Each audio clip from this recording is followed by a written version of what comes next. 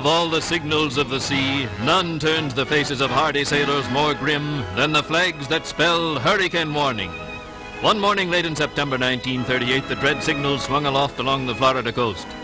Up from the West Indies, cradle of hurricanes, moved the Terror, a pit of low atmospheric pressure into which the air rushed from all directions to form a whirling, shrieking vortex of high wind and heavy rain. Hurricane! The Coast Guard watched it warily as it moved northward, paralleling the coast. That night it was off the Carolinas. Next morning it was off Maryland and Delaware, apparently swinging harmlessly out into the Atlantic. But a high-pressure area at sea deflected the hurricane back toward land. September 21st in mid-afternoon, this tropical terror struck, swept over outer Long Island, swept into thickly settled, highly developed New England, struck with winds roaring 100, 150, almost 200 miles an hour. Tidal waves 30 to 40 feet high struck a section unprepared.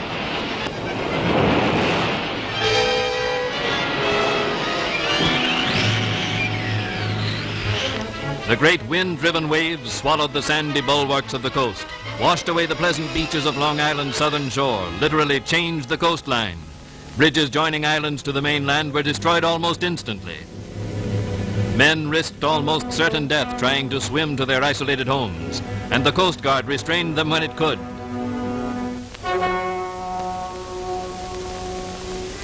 Flicking New York City with its outer fringe, the whirling storm smashed full force across Long Island. Thousands of homes along the seashore were shattered, mansion and modest home alike. The storm tore timber from timber, leaving only tangled wreckage. Millions of dollars worth of yachts and pleasure craft were smashed or swept far up on land, damaged beyond repair. Undermined roadbeds derailed trains. Passengers were marooned, some of them drowned. Great radio stations, keys to wireless communication for the continent, went down as the tempest swung across Long Island Sound. Just back of New London's wreck-strewn waterfront, fire broke out in the night, sweeping 4 business blocks. Automobiles were crushed and twisted by falling trees and whirling timbers. Cutting a wide pathway of ruin inward from the sea, the storm piled up property damage in the hundreds of millions of dollars. The quiet dignity of colonial meeting houses was reduced to broken lumber. In one brief hour, part of the ancient beauty that was New England's heritage vanished forever.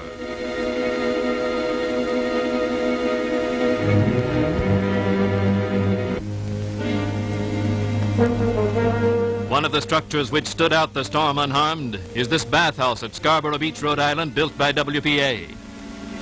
Even ocean-going vessels were tossed ashore by mountainous waves flying before the hurricane. Rugged buildings which had stood for decades along the stormy coast collapsed. Northward the tempest swept across Connecticut and Rhode Island, across Massachusetts, into Vermont and New Hampshire, and on to Canada. With communication cut off, the full extent of the disaster was unknown for days. The nation waited fearfully for meager bulletins bearing sad tidings.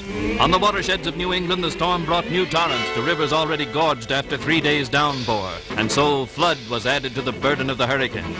Sweeping down from their headwaters in the high mountains, swirling rivers rose to levels rivaling the disastrous floods of 1936, increasing the difficulty of removing refugees and of carrying food and help into the stricken area.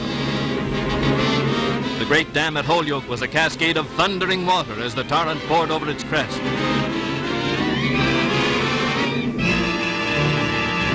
Hartford was one of several cities along the banks of the Connecticut River to be partially inundated by rising waters. An immediate result of the storm was the complete disruption of transportation. Bridges were washed out, roads were blocked. Beneath the water in this low-lying underpass are an automobile and the bodies of its 2 occupants who were trapped. How to get necessary food and medical supplies into the storm zone became a major question. But local relief agencies went into action at once, and the task of rescue began. Neighbor hurried to assist neighbor. Private citizens volunteered to aid police, civic agencies, and the Red Cross. All available boats were drafted into service. Family after family was rescued when rising waters threatened their brief security.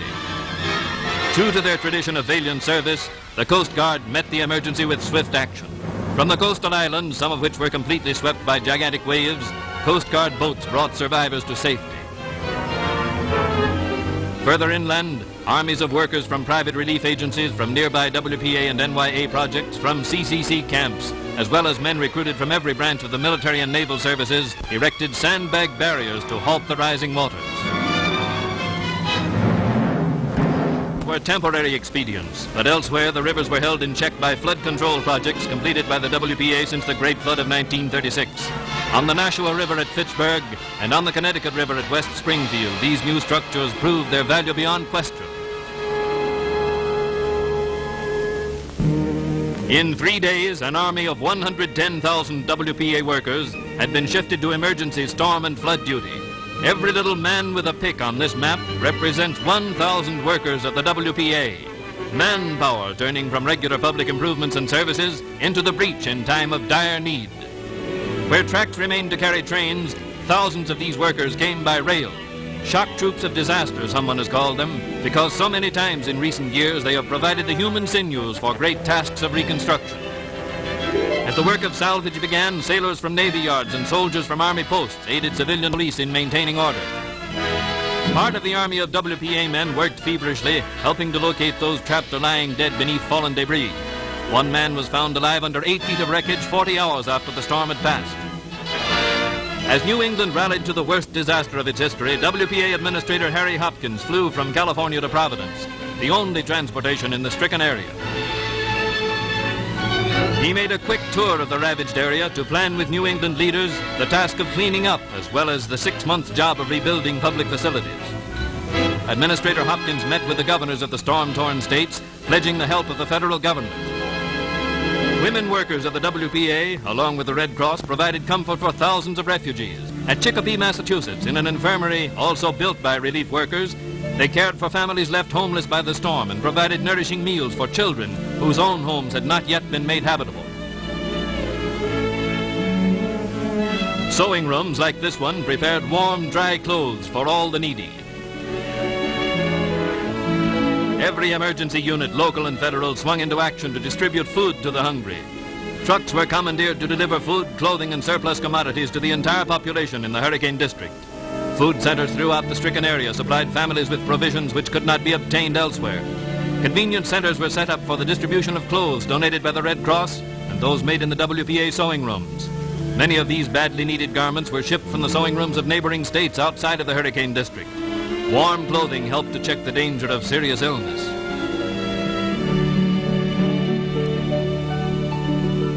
Stubbornly, the ghastly wreckage of the storm gave way, and the realization came that it would not be days, but months before normal life could be resumed.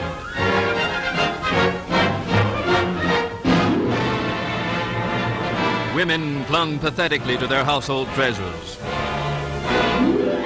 Men did the heavier work and tried to save what they could.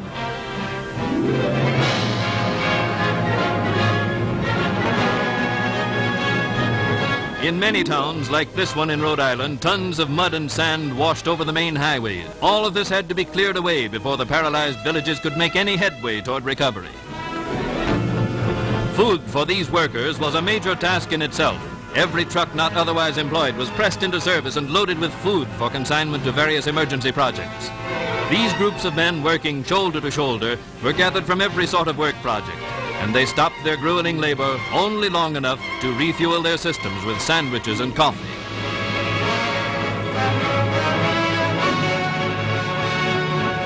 But man needed the help of machinery in his task. Huge sections of broken homes, roofs, whole wings, porches were dragged to open fields to be burned. These were the well-built homes of peaceful New England, destroyed by the awesome power of a tropical hurricane. Every saw in the storm area bit deeply into fallen giants that had been a feature of the beauty of New England. Here youthful NYA and CCC workers vied with older men. Trees were down everywhere, across streets, on telephone and telegraph wires, on houses, and New England could not get going again until they were cleared away.